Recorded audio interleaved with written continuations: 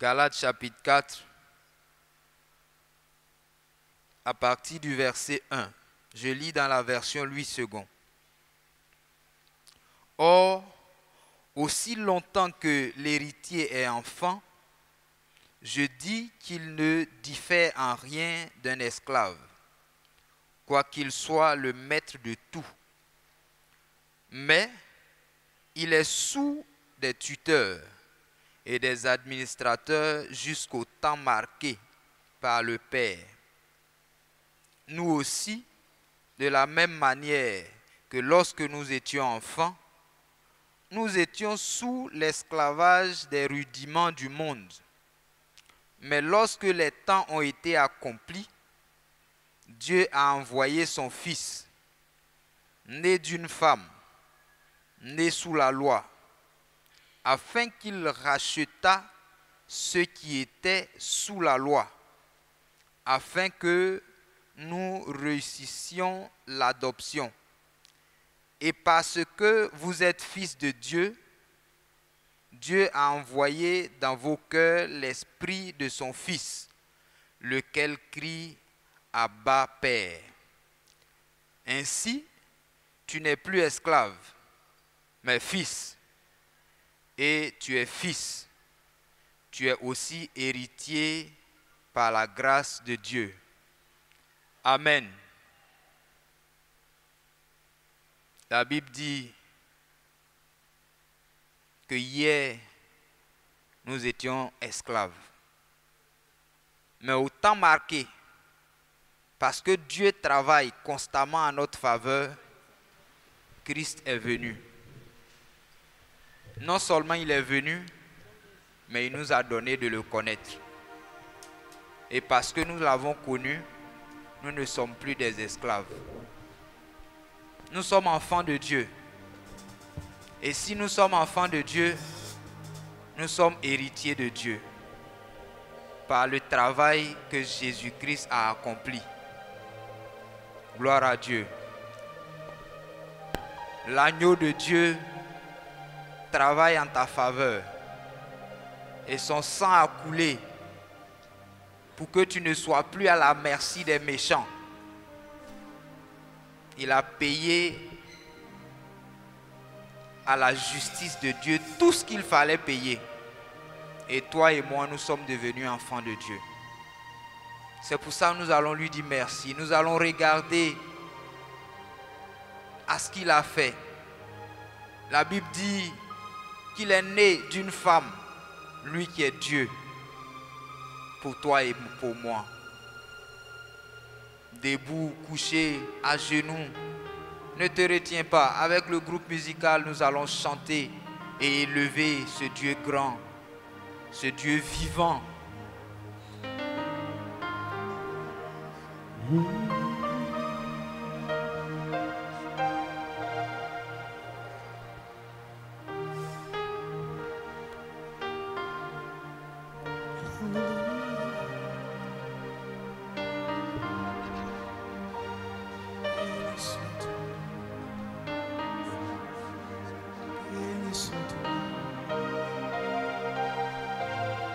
Je donne gloire,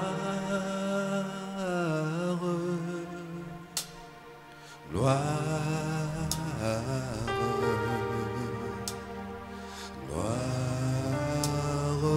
à l'agneau. Je donne gloire, gloire.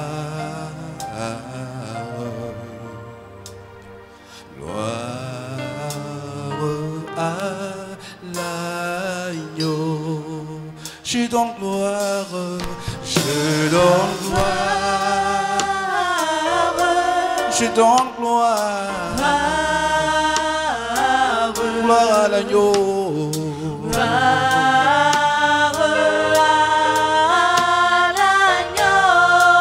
je donne gloire, gloire, gloire à l'agneau.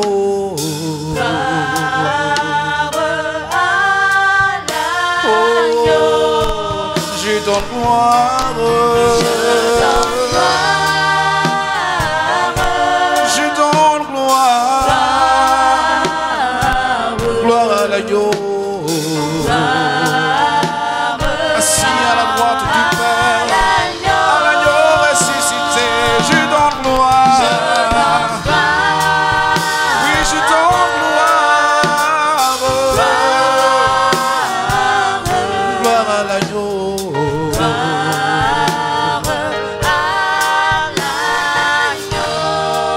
Je veux te dire, Seigneur, Je veux te dire que je t'aime, mon Seigneur, mon Seigneur, mon Jésus, dans ton amour, dans ton amour suprême. tu as pourvu. Tu as pourvu pour mon salut. Je suis libre Je suis libre, je veux te louer. de tout mon De cœur. tout mon cœur Oh, t'adorer. c'est mon désir. C'est mon désir de me prosterner devant celui. devant celui qui m'a sauvé. Je veux te dire, Seigneur, Je veux te dire que je t'aime, mon Seigneur, mon Jésus, oui, dans ton amour, dans ton amour suprême. tu as pourvu. Tu as pourvu pour mon salut. Je suis libre Je suis libre, je veux te de louer. tout mon De cœur. tout mon cœur t'adorer. Oh, c'est mon désir. C'est mon désir C'est mon de me désir. prosterner Devant devant celui celui qui m'a sauvé. je donne gloire.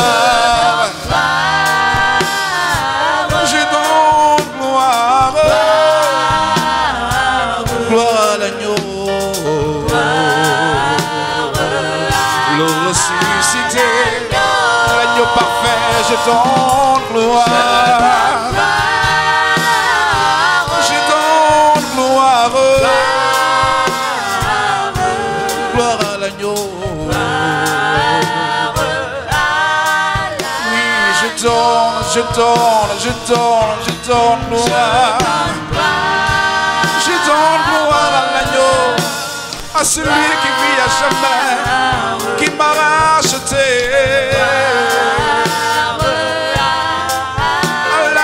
À l'agneau, je donne gloire. Gloire à l'agneau. Gloire.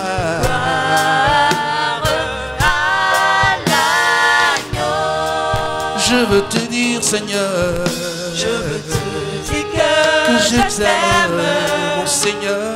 mon Seigneur, mon Jésus, Oh, dans ton amour, dans ton amour suprême. tu as pourvu. Tu as pourvu pour mon salut. Je suis libre Je suis libre, je veux te louer. de tout mon De cœur. tout mon cœur t'adorer. Devant celui, C'est mon désir de me prosterner devant celui, devant celui qui m'a sauvé. je veux te dire, Seigneur, Dis que je t'aime, mon Seigneur, mon Seigneur, mon Jésus, oh, dans ton amour, dans ton amour suprême. tu as pourvu.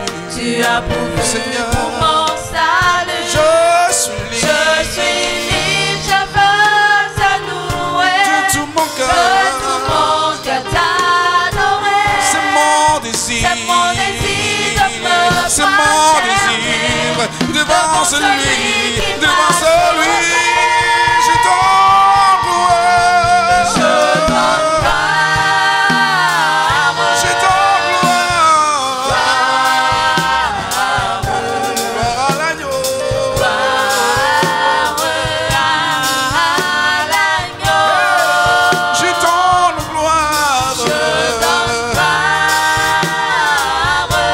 Je donne gloire.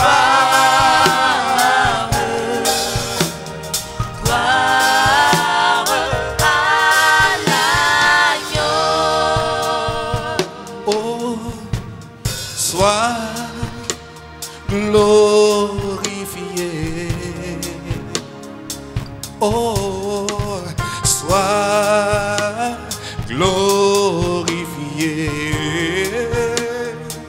Jésus, sois glorifié. Sois glorifié. Sois glorifié. Sois glorifié. Seigneur, sois glorifié.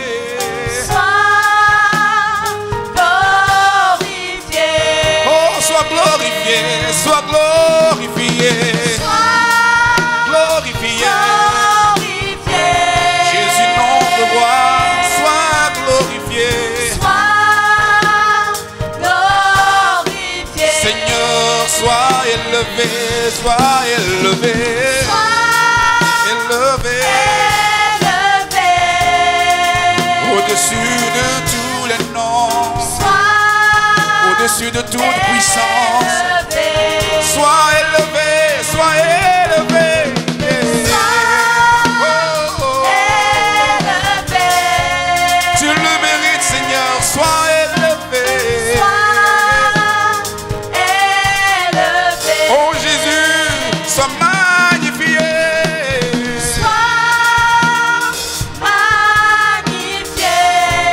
Nous magnifions ton nom.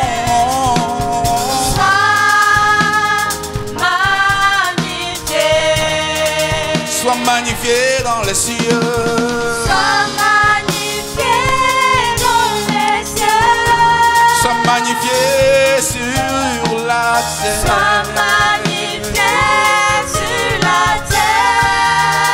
Sois magnifié dans ton temple.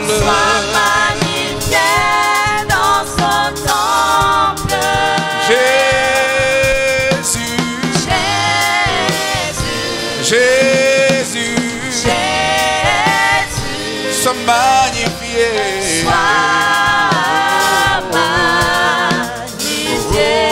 Disons Jésus, Jésus,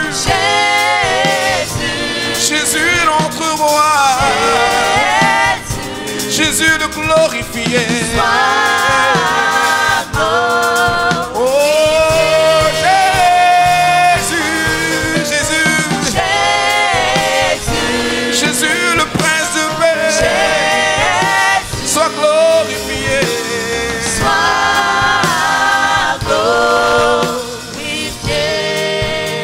Sois glorifié. Sois glorifié. Oh, sois glorifié.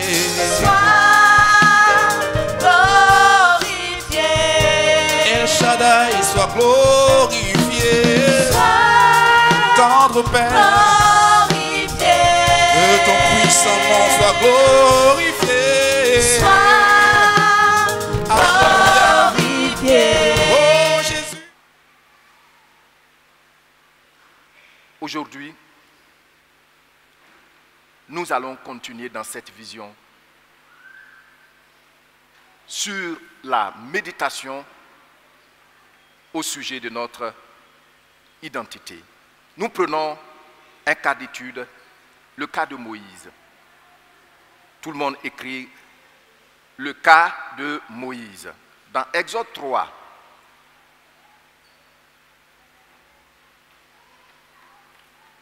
Exode 3, du verset 1 au verset 11. Je lis et puis tu le lis après moi. Exode 3, du verset 1 au verset 11. S'il vous plaît, bien que vous vous protégiez, vous pouvez entendre votre voix. Donc quand vous lisez, faites tout pour entendre votre voix. Moïse faisait paître le troupeau de Jéthro, son beau-père.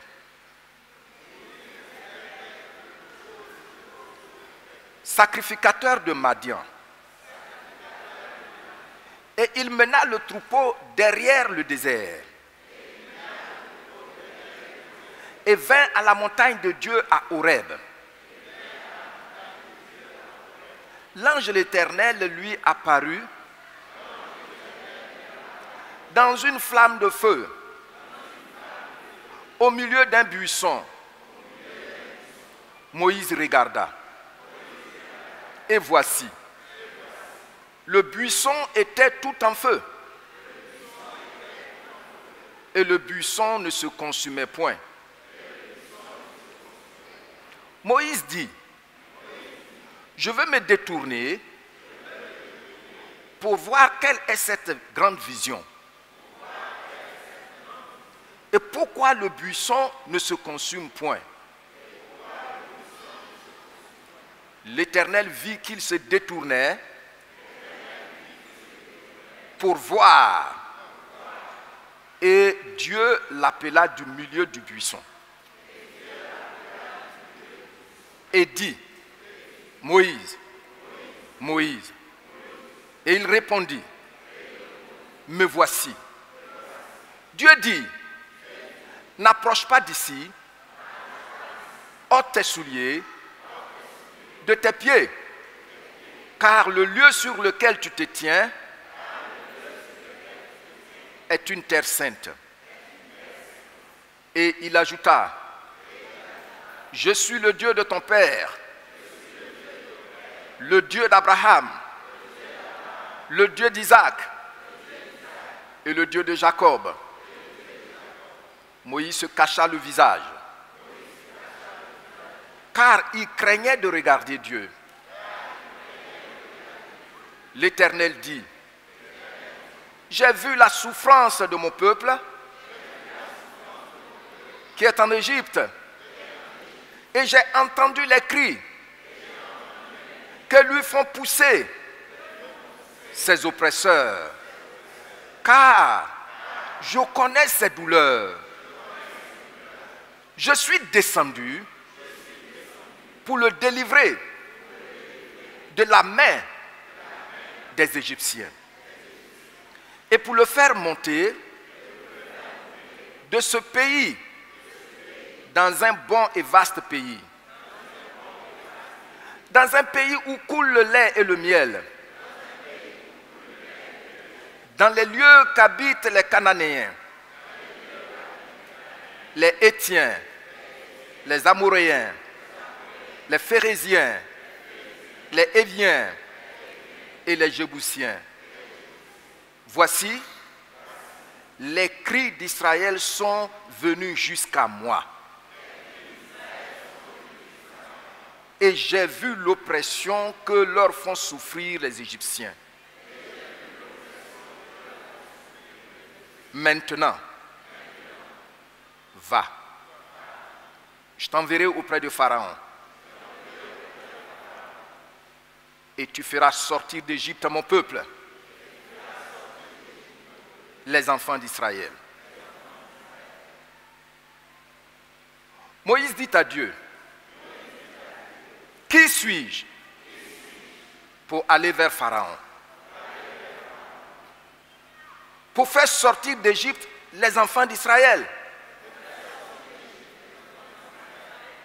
Vous connaissez déjà le récit.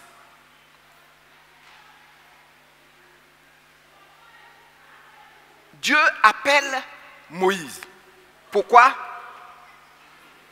Pour une grande mission.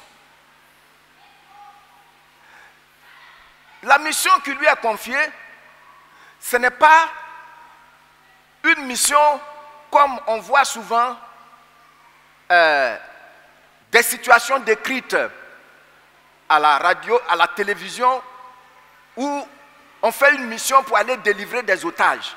Non. C'est une grande mission parce que là, c'est pour aller délivrer toute une nation. Toute une nation. Certaines personnes estiment qu'en ce temps, Israël devait être à 2 millions, 2,5 millions. Aller faire sortir 2 millions, 2,5 millions de personnes. C'était une grande mission. Maintenant, pourquoi Dieu lui confie cette mission? Dieu lui confie cette mission parce que Il est le Dieu des délivrances. Le Dieu sensible. Le Dieu qui veut donner la liberté à un peuple qui criait à lui. Mais la loi est que, la loi divine qu'il s'est imposée, c'est que, quoi qu'il en soit, il ne va jamais descendre en personne pour faire descendre comme ça, on voit Dieu, il est descendu, et puis il va aller faire sortir les gens. Parce qu'il a donné la terre à l'homme, qui est esprit dans un corps. Donc, pour la mission, toute mission qui concerne la terre ici, il va toujours utiliser l'homme. Il aura toujours besoin d'un homme. Et nous voyons ça dans Ésaïe. Il dit, qui enverrai-je? Qui va marcher pour moi? Parce qu'il ne viole pas ces lois, ces principes qu'il a établis pour nous. Amen. Donc Dieu veut délivrer Israël. Et regardez le verset 10. Il dit, maintenant, vous lisez après moi, maintenant, va, je t'enverrai auprès de Pharaon. Et puis qu'est-ce qu'il va faire? Tu feras sortir d'Égypte mon peuple. Voici la mission. Donc quand on parle de mission, la feuille de route est très claire. Le but à atteindre est bien décrite. Le but à atteindre est bien décrit dans notre feuille de route. Voici la mission. Maintenant, une difficulté s'oppose. Quelle est cette difficulté-là? Donc vous notez la réaction de Moïse.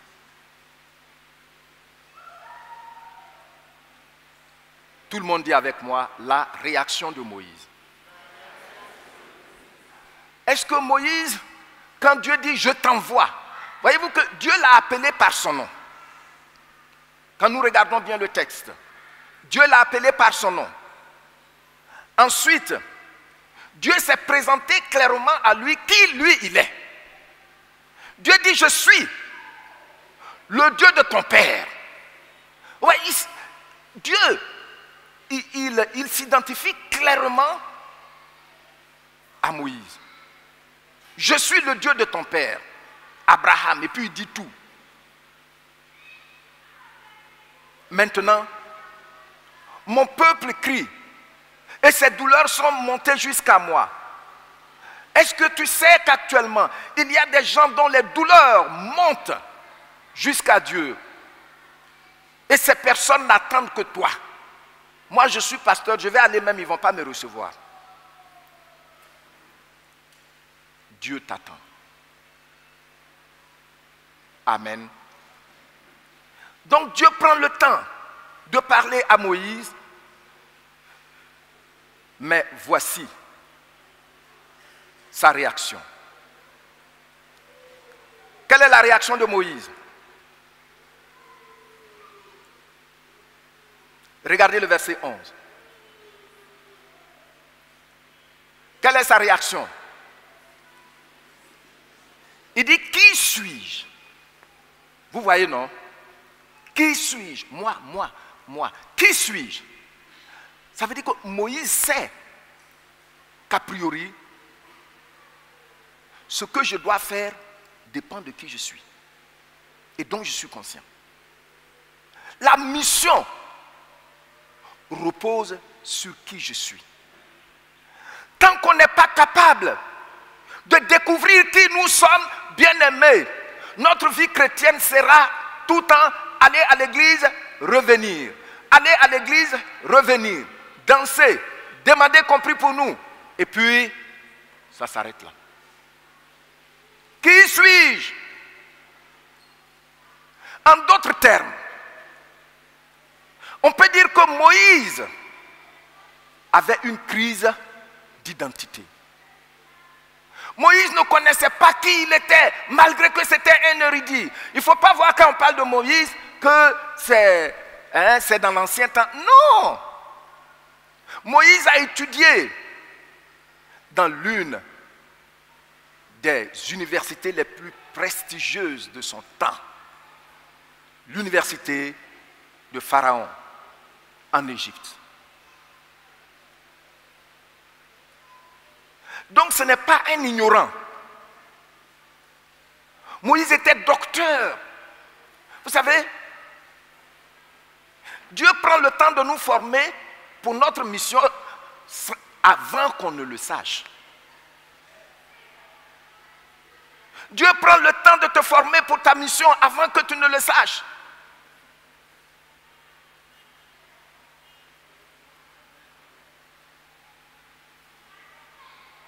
Amen. Parce que lui, je reviendrai là-dessus le dimanche prochain par la grâce de Dieu, il ne moissonne pas là où il n'a pas sémé. Il n'est pas comme ça. Avec toute cette grande connaissance, cette grande connaissance que Moïse avait, il pose la question, qui est-ce que je suis? Parce que je ne veux pas être un aventurier. Beaucoup sont des aventuriers, ils essaient de faire comme. Ils ne savent même pas qui ils sont.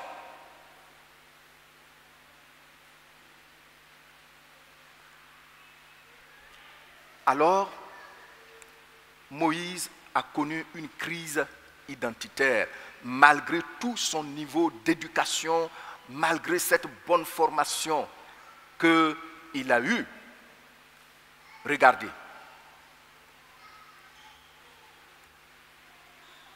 Premièrement, lorsque nous lisons Exode, chapitre 2, du verset 9 au verset 10, on nous dit que c'est la fille de Pharaon qui l'a retiré de l'eau.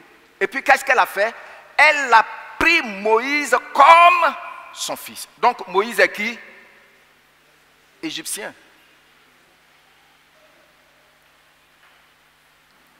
Moïse est égyptien. Avant qu'il ne sache parler, qu'il ne sache réfléchir, qui a pris soin de Moïse? Sa propre mère. Et donc, on a déjà mis dans sa tête qu'il est hébreu. Sur son passeport diplomatique, tout, on met égyptien. Moïse a connu des problèmes au niveau de son identité.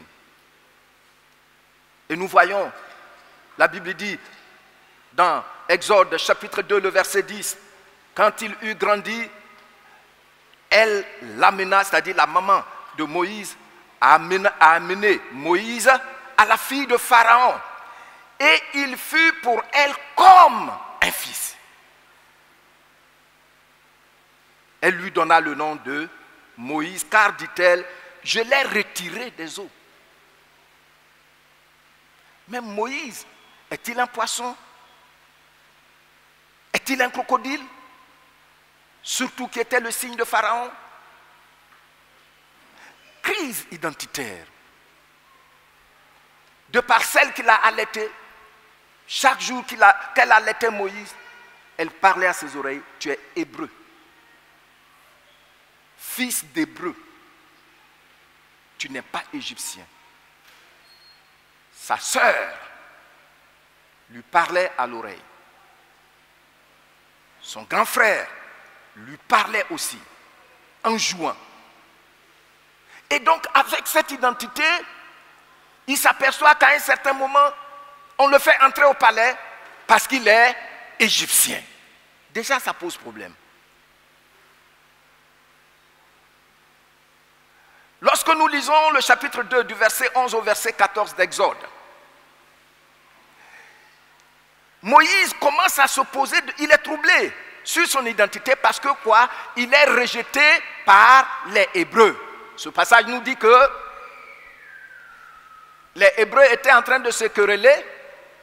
Il est intervenu pour leur dire, vous êtes frères. Ne vous querellez pas. Et puis qu'est-ce qu'un d'eux leur a dit? Comme tu as tué l'Égyptien là. Tu vois, il est égyptien, il tue Égyptien. Alors, tu veux venir moi aussi me tuer? C'est ça que tu cherches, non? Rejeté par les Hébreux. Qu'est-ce qu'il doit croire alors? Mais ce n'est pas tout. Moïse est un criminel, un meurtrier et un fugitif. Exode chapitre 2, le verset 15.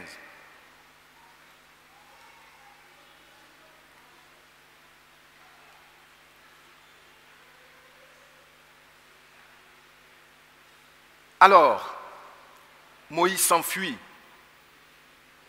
et il va au pays de Madian où il s'arrêta près d'un puits. Et là, quelque chose d'autre va se passer. Exode 2, 19. Vous notez Moïse l'Égyptien encore. Moïse l'Égyptien, ça revient.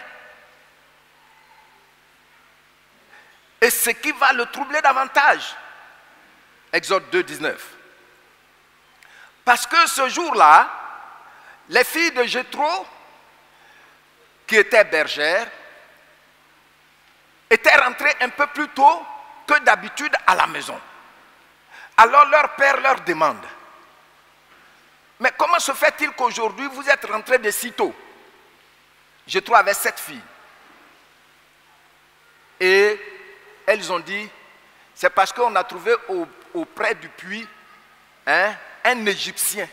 C'est-à-dire, à le voir même déjà, son habillement, sa forme, il ressemblait à un Égyptien.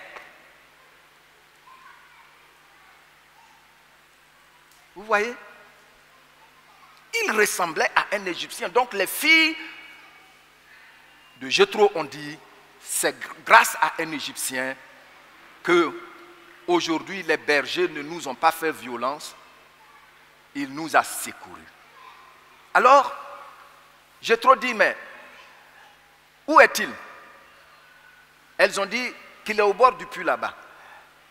Il leur demande d'aller appeler Moïse. Voici comment Moïse est entré dans la maison de Jéthro et est devenu son fils et son beau-fils. Maintenant, par le mariage, Moïse devient madianite. Il a acquis la naturalisation. Même s'il est conscient que vraiment, ce n'est pas ce qu'il veut, parce qu'on voit ça quand il nomme ses enfants, les Gershon et tout. Je suis dans un pays étranger, bon, et tout ça. Vous voyez le nom la signification du nom de ses enfants. Mais il est devenu madianite. Regardez la seule personne, la même personne. Crise identitaire. Donc Moïse dit, tant que cette affaire n'est pas réglée, je ne peux pas me présenter en Égypte. C'est vrai, quand tu as parlé, et puis tu m'as appelé par mon nom même. Donc je sais que je suis hébreu, mais il faut que l'affaire là, il faut que ça soit très clair. Amen. Oui, Moïse devient berger. Exode chapitre 3 du verset 1 au verset 2. Berger, ça s'apprend. Du palais, il est devenu berger. Si on demandait en ce moment précis, qui es-tu? Moïse dirait, je suis berger. Parce que c'est ce que je fais. Mais est-ce que c'est vrai?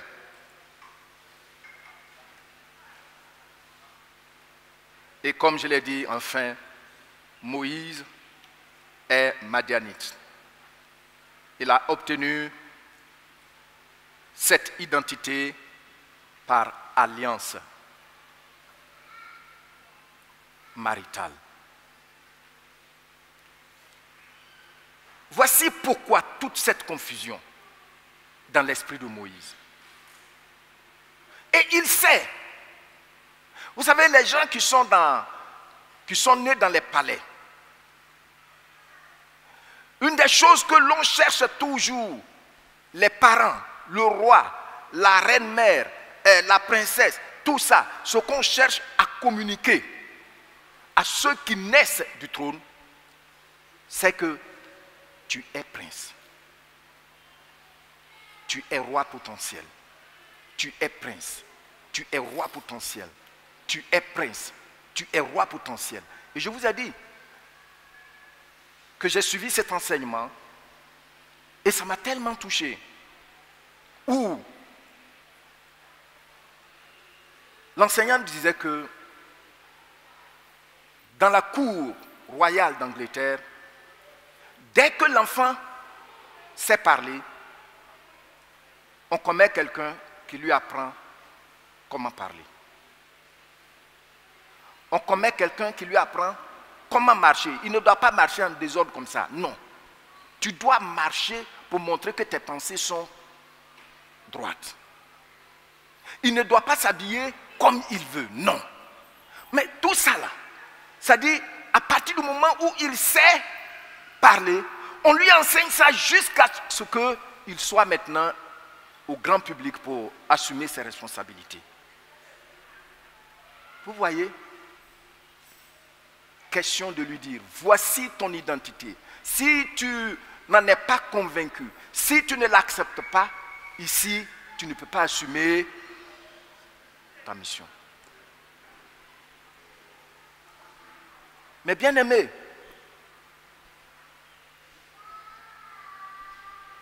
voici pourquoi Moïse pose la question, qui suis-je? C'est vrai, a priori, nous voyons qu'il voit qu'il est trop petit, qu'il n'a pas les moyens d'affronter Pharaon. Mais tout cela est dû au fait qu'il a eu un problème d'identité. Il ne sait plus exactement qui il est. Mais bien aimé, votre identité est le levier de votre mission. Votre identité est le levier de votre mission. Tu le dis avec moi. Mon identité est le levier de ma mission. Encore. Vous voyez, quand on prend, il y a des voitures, aujourd'hui, la plupart d'entre nous, nous conduisons les boîtes auto, mais il y a quelques années de cela, ce n'étaient pas des voitures qu'on voyait couramment. Pour faire avancer, propulser la voiture, il y a quelque chose qu'on pousse, qu'on appelle le levier.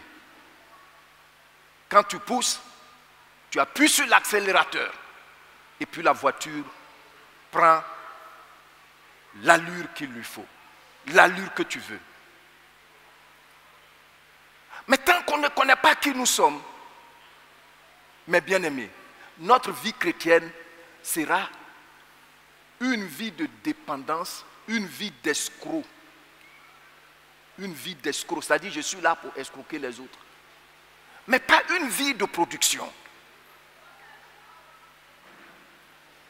Amen. Qui retient quelque chose qui va l'aider? Merci. Donc, il faut garder que notre identité est quoi? Le levier de notre mission. Et c'est pour cela que Dieu prend le temps ici de faire quoi? De convaincre Moïse, de l'éclairer. Dieu sait qu'il a connu une crise identitaire. Regardez-moi, quelqu'un qui tue un Égyptien qui s'enfuit. Et puis demain, il vient se présenter comme sauveur. S'il ne connaît pas son identité, on dira que c'est un aventurier, c'est un arriviste. Et puis on ne va pas l'accepter. Gloire au Seigneur. Gloire au Seigneur. Tu as vu? Bon, Moïse, Dieu prend le temps de lui expliquer qui il est. Qui il est. Et ce qu'il est, c'est ce qui va maintenant lui donner d'accepter la mission et de venir déposer sa lettre de démission auprès de son patron et beau-père Jéthro.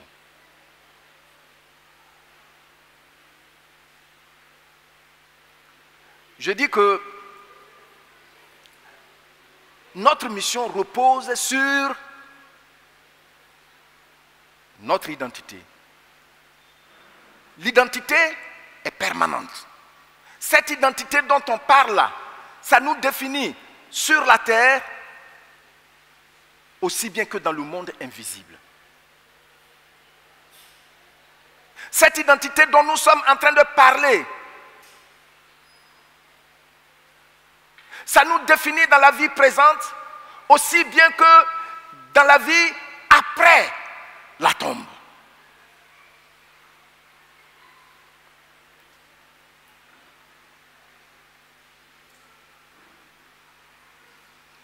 Tu vois, Dieu a aidé Moïse à comprendre qui il est. Mais d'ici là, regardez comment Moïse a erré. Moïse a beaucoup erré. Fille de Pharaon, égyptien, meurtrier, fugitif, madianite, berger.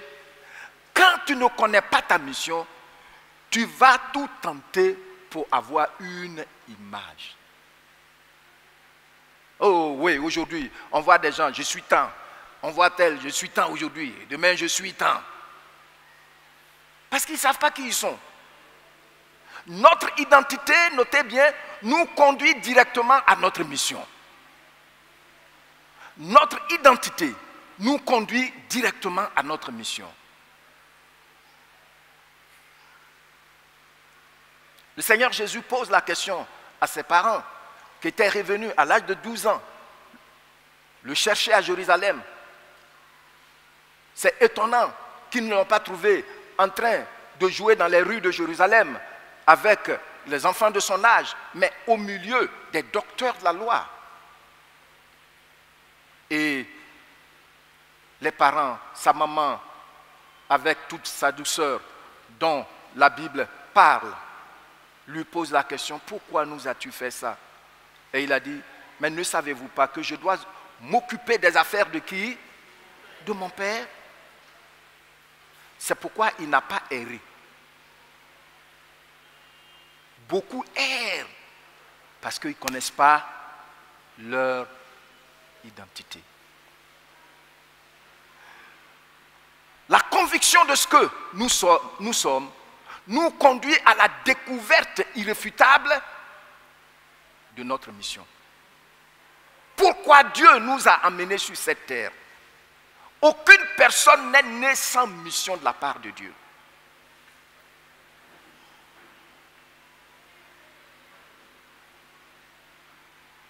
Dans les temps passés, ce n'est pas seulement dans la Bible. Et quand j'ai vu ça dans la Bible, ça a confirmé. Chez nous, quand la femme était enceinte et qu'elle devait accoucher, les parents allaient consulter le papa pour savoir qu'est-ce que deviendrait cet enfant. Qu'est-ce qu'il va faire?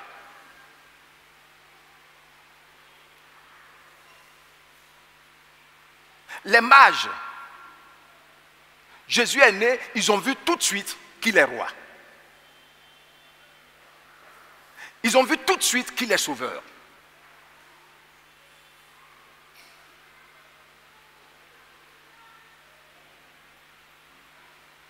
Dans les Écritures, nous voyons différents cas. Monsieur Isaac et son épouse, Rebecca, pendant la grossesse, ils sont allés demander au Seigneur, qu'est-ce qu'il y a dans le ventre de ma femme? Et puis c'est aussi gros, et puis elle se plaint des coups dans le ventre. Et là-bas, le Seigneur révèle qu'elle est enceinte de jumeaux. Mais, et ils demandent, et pourquoi ils viennent sur cette terre? Et puis, le Seigneur leur dit ça. Vous savez, aujourd'hui, beaucoup d'entre nous, tout ce qu'on fait, on se contente seulement de prendre nos Bibles. On vient à l'église, ta femme est enceinte, ta femme est enceinte. Jamais tu ne prends le temps même de dire, Seigneur, est-ce que tu peux tirer un peu sur le rideau pour moi? Il va le faire. Il va le faire. Parce que nul de nous n'est venu sur cette terre pour se balader. Chacun de nous a une destinée claire. Mais pour découvrir cette destinée-là, la responsabilité que Dieu t'a confiée, il faut être sûr que tu te connais. Amen. J'étais allé, j'ai perdu quelqu'un et on est allé à la veillée funèbre à Yopougon. Et puis voici un monsieur. Bon, on a appris qu'il a été braqué par les voleurs alors qu'il sortait de la banque et les voleurs ont emporté 8 millions. Et les gens voulaient sympathiser avec lui, compatir. Et dit non, ça c'est rien ça. Oh, je voulais même tirer 15 millions. Au funérailles, hein? Voici palabre. Celui à qui il a dit ça, lui, c'est un adjudant de gendarmerie. Donc, il a trouvé qu'il a méprisé. Voici. Et puis, j'ai entendu un tonton qui a dit, hey, donc quand on devient riche, on devient bête. Les gens ne se connaissent pas. Ils pensent que si j'ai beaucoup d'argent et puis je dis les sommes impressionnantes, ça me donne une identité. Non. Non. Lorsque vous lisez le livre de Gabelin intitulé Debout Tartuffe, il a donné un exemple dedans qui me touche. Aux États-Unis, il dit qu'une année, la 5e famille la plus riche des États-Unis s'est levée. Ils se sont tous suicidés. Ils n'ont laissé que le chien dans la maison. 5e famille. Non. Tous ces accompagnements que Dieu nous donne pendant notre pèlerinage ne doivent pas prendre la place de ton identité. Oh, moi je suis ceci, moi je suis cela, moi j'ai l'argent, moi j'ai tel diplôme. Aïe. Quand c'est comme ça, ça c'est des choses éphémères, dont certaines même sont impuissantes devant certaines situations. Devant la maladie.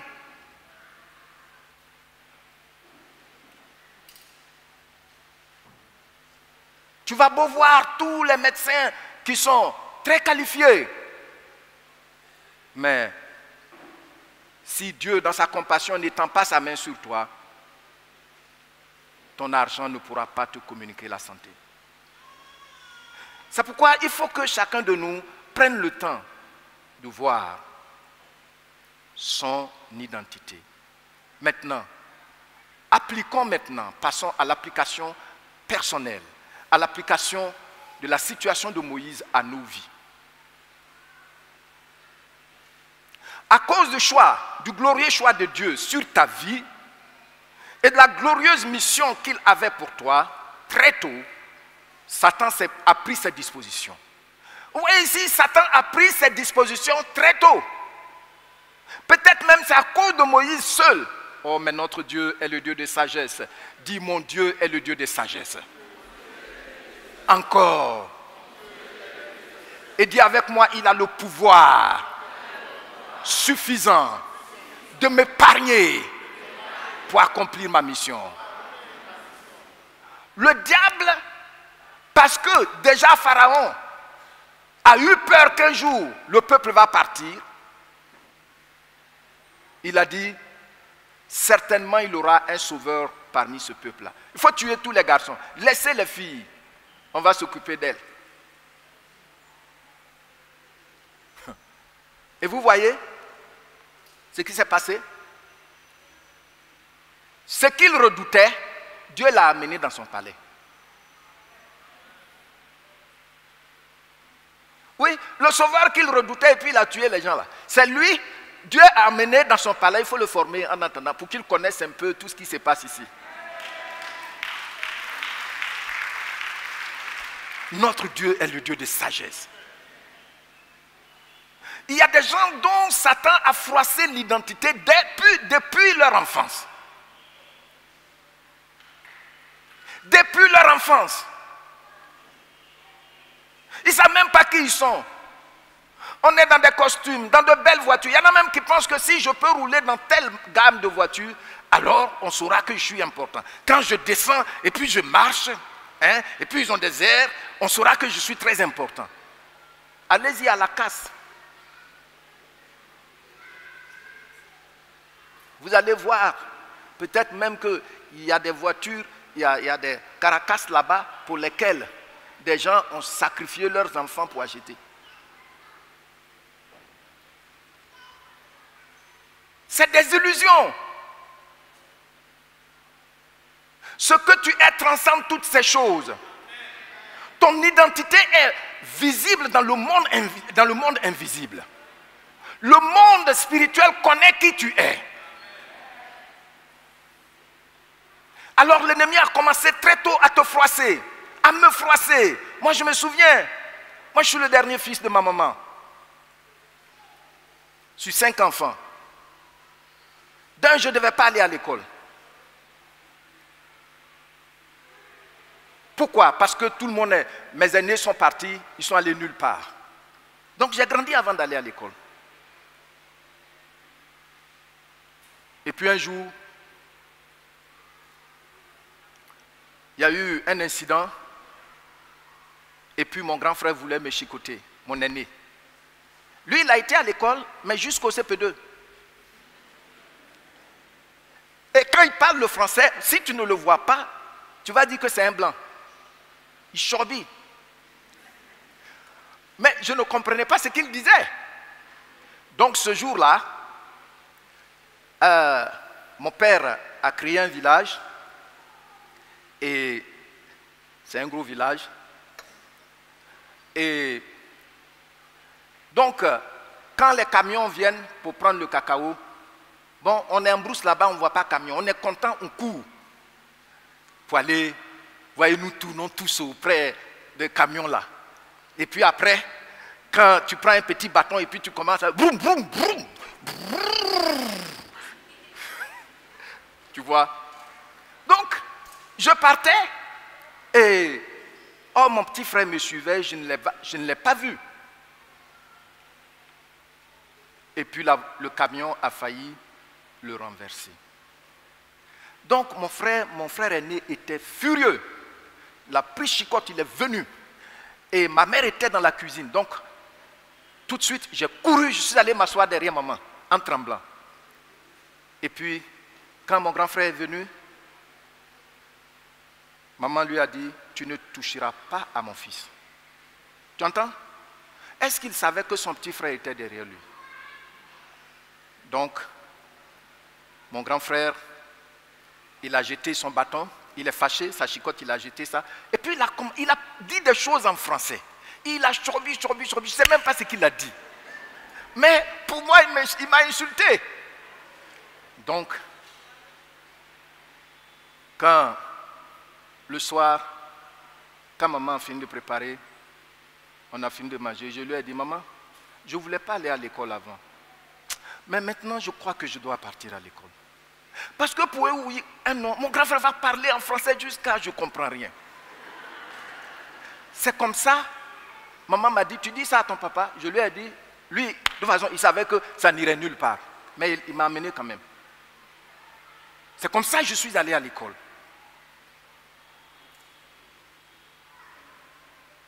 Maintenant, regardez. Dieu savait qu'un jour je devais me tenir devant toi pour communiquer avec toi. Dieu savait ça.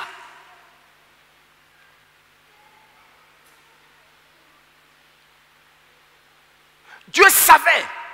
Et deuxième élément, pour froisser mon identité, on m'appelait le vilain.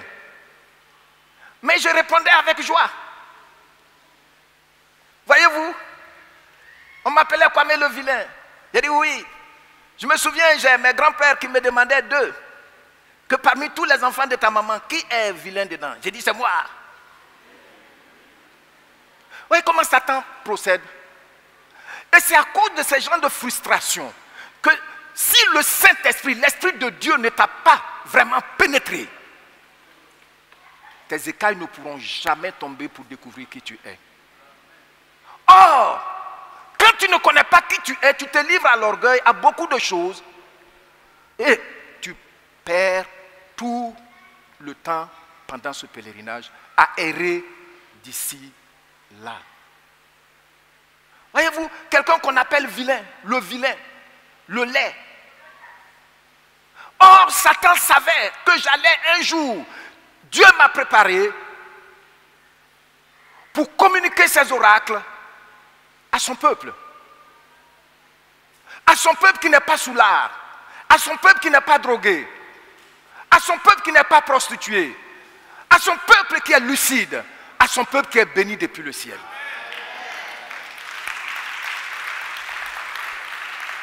Voyez-vous, Satan prend ses dispositions pour que tu ne sois jamais conscient de qui tu es. Alors il commence très tôt. Tu n'es rien. Je t'ai déjà dit que quand tes frères parlent dans la maison là, je t'ai dit il faut te taire, non? J'ai dit que quand tes frères parlent là, toi tu vas préparer pour eux. Il faut te taire. Tu vois? Parce que l'ennemi voit son étoile, le choix de son créateur sur sa vie, et puis sa grande mission. Il faut trouver tous les moyens pour faire quoi? Pour l'étouffer. Il faut le froisser. Ce matin, au nom de Jésus-Christ, sois guéri. Ce matin, au nom de Jésus-Christ, sois guéri. Au nom de Jésus-Christ, reçois ta guérison. Reçois ta guérison. Ces injures, même quand on les prend comme illustration, ça choque. Ça choque l'esprit qui est en nous. Tu es bête. Tu n'es rien. Tu ne vas jamais rien devenir ici. Si c'est une fille, avec ton gros nez là, quel garçon qui va t'aimer? Juste le temps de froisser son identité pour qu'elle s'offre à tous les hommes pour se faire aimer, et puis elle a dévié sa mission. Vous vous rendez compte? Qui es-tu? Beaucoup ne peuvent jamais se débarrasser des différentes images que les circonstances et expériences de leur éducation leur ont imposées. Même il y a des gens qui sont adultes, bien âgés, mais ils ne vont jamais parler de leur passé sans se souvenir de quand ils avaient 8 ans. Ce qu'on a dit d'eux, ce qu'on leur a présenté comme image. Sois guéri au nom de Jésus-Christ. Je ne t'entends pas. Qui reçoit la guérison? Le Seigneur, par la puissance de son esprit, l'accorde. Au nom de Jésus-Christ.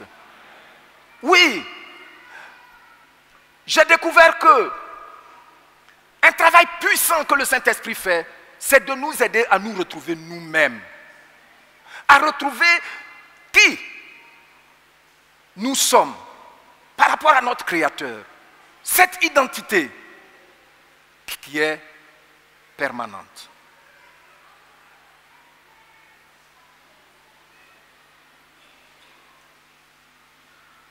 Oui, les douleurs et les multiples frustrations t'ont imposé une identité. Beaucoup de personnes s'accrochent au maquillage, comme je l'ai dit tantôt. Laissez les maquillages là. Laissez les maquillages.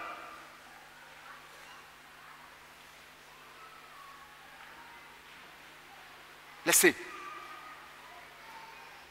Cherchez à découvrir qui vous êtes par rapport à votre Créateur.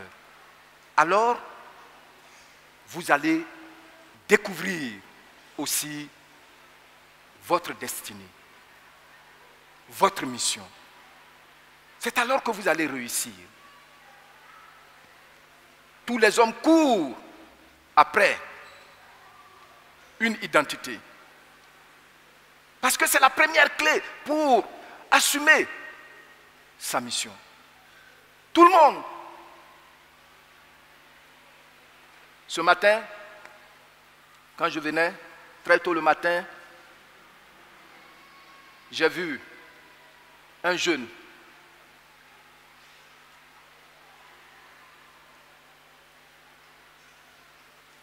si vous voyez comment, je crois qu'il a pris mèche, il a attaché, et puis, pour que ça soit comme Bob Marley, puis marchait fièrement, puis fumait. Ce n'est qu'un maquillage. Mais bien aimé, Dieu nous attend. Il faut que chacun de nous voie qui est-ce que je suis par rapport à mon Créateur. J'ai une destinée. Je ne suis pas né pour venir me balader comme ça. Mais je suis né. Dieu a permis que je sois né pour répondre aux besoins de quelqu'un qui gémit, qui crie. Amen. Amen. Oui, je vous ai déjà dit que je suis toujours reconnaissant de ce que j'ai connu le Seigneur au village. Et je disais au Seigneur, Seigneur, merci. Parce qu'à cause de moi, tu as envoyé ton serviteur depuis les États-Unis avec 2 avions privés au village. Ouais, les gens ils disent, et moi je suis. Souvent je regarde jusqu'à, mais c'est terrible, ils ne comprennent rien. Au village, avion, 2. Et puis les gens veulent t'impressionner. Celui qui connaît qui il est n'est jamais impressionné par ce qu'il voit. Amen. Oui, nous allons voir 3 vérités. Notez les 3 vérités. Connaître qui on est nous permet de découvrir notre mission sur la terre. Premièrement, ajoutez à ce que j'ai déjà donné, connaître qui nous sommes nous inspire le respect et des rêves pour notre mission. Avez-vous que nous sommes froids? On est dans l'église, mais on est froid. Et si vous voyez, si le Seigneur ouvrait nos yeux du point de vue règne de l'esprit, on va voir que beaucoup ont une identité claire devant le Seigneur. Mais ils ne connaissent pas ça, ils sont assis. Ils sont assis. Hein? Tu sais que voici le besoin de Dieu. Tu dis, moi pas bouger. Moi pas bouger. Lève-toi. Quelqu'un est là, il t'attend. Il gémit. Il n'a pas de paix. Tu dis, non, moi pas bouger.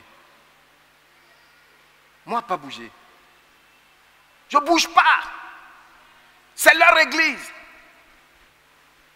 C'est leur église. Le jour où on vient, et puis les micros grincent. Tu renfrognes la mine, tu es tellement mal à l'aise. Mais peut-être que ta mission, c'est d'équiper le peuple de Dieu. Pour que tout dans sa maison soit correct.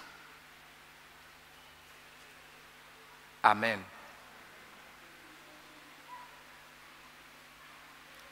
Notez troisièmement, connaître qui on est, et c'est ce que nous allons aborder la semaine prochaine si Dieu le permet, connaître qui on est nous permet de découvrir le potentiel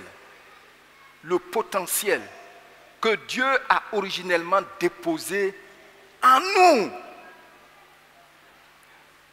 On va voir ça la semaine prochaine. Vous allez voir qu'il n'y a pas de mission que le Seigneur va te confier sans t'équiper pour ça.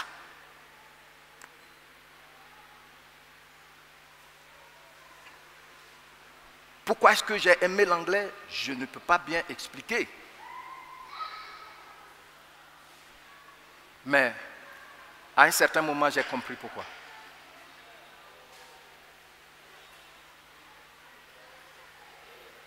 Que j'ai fait l'anglais. Quand je voyage à l'extérieur, on me demande de partager la parole de Dieu. Je n'ai pas besoin d'interprète. C'est seulement en Chine, j'ai prêché en anglais, ça a été traduit en chinois. Et 2 personnes ont pris leur décision ce jour-là de marcher avec le Seigneur. Mais imaginez-vous,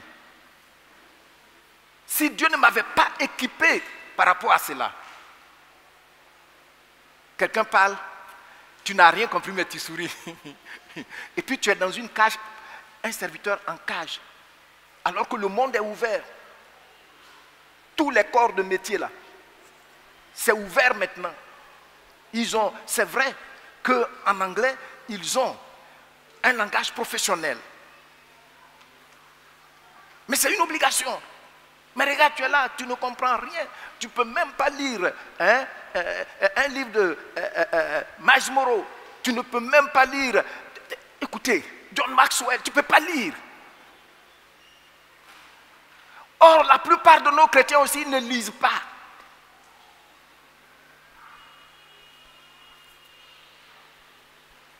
Dieu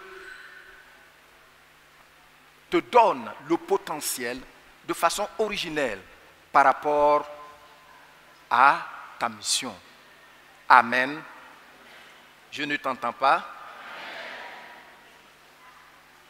Troisièmement et quatrièmement, et ça je voudrais que tu le dises avec moi, Dieu veut qu'on soit d'abord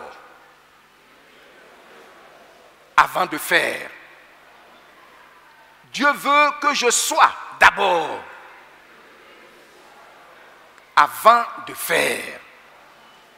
Regardez, chez Dieu, ce n'est pas le faire qui importe. D'abord, c'est l'être. C'est-à-dire, je connais qui je suis. Tu sais, quand je suis ici, même si je prends des illustrations et puis ça fait rire, je fais des gestes que je ne fais pas d'habitude, mais je suis lucide. Je ne suis pas là pour amuser la galerie, parce que je sais qui je suis. Christ a lavé les pieds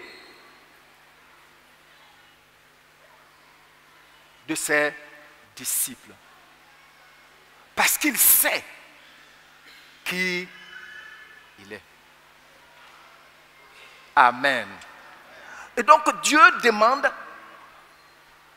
à toute personne de savoir d'abord qui je suis par rapport à lui avant de faire quelque chose pour lui. Amen.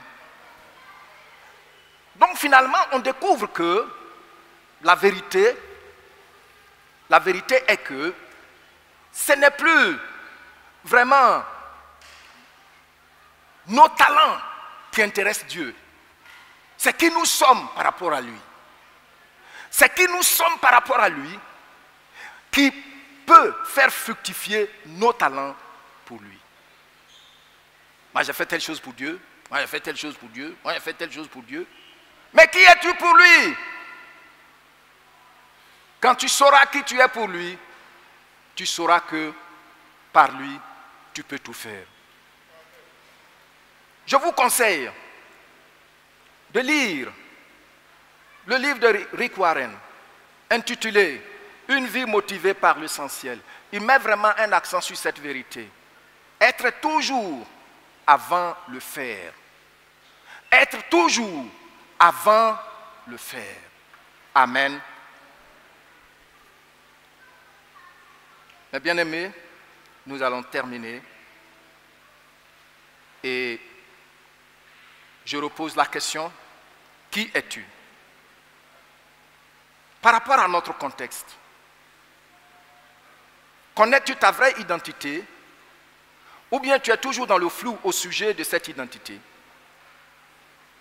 Je voudrais encourager chacun de nous à faire tout ce qui est en son pouvoir pour répondre honnêtement à cette question. Parce que d'elle dépend le succès de la mission que Dieu nous confie. Nous avons besoin d'une réponse honnête. Il y a des gens, quand tu leur poses une question, ils vont aller dire leur grade religieux. Je suis baptisé, je prends la Sainte Seine, j'ai telle responsabilité. Je dis, c'est pas ça que je veux. Ils ne connaissent pas leur identité. Ils ne connaissent pas leur identité. Et quand on connaît notre identité, la mission devient claire. Et nous prenons le respect. Nous avons du respect pour cette mission. Mais bien aimés, Dieu veut, avant toute chose, qu'on soit d'abord avant de faire. Dieu ne cherche pas des experts. Dieu ne cherche pas des experts, hein? Dieu ne cherche pas des talentueux pour les affaires de son royaume. Mais il cherche des hommes, des femmes, des jeunes gens qui sont pleinement convaincus de qui ils sont par rapport à lui, le Créateur. Amen. Moïse est guéri parce qu'il a découvert qui il est. Alors, la mission a été un vrai succès. Je vous encourage à méditer sur qui vous êtes. Que Dieu vous bénisse.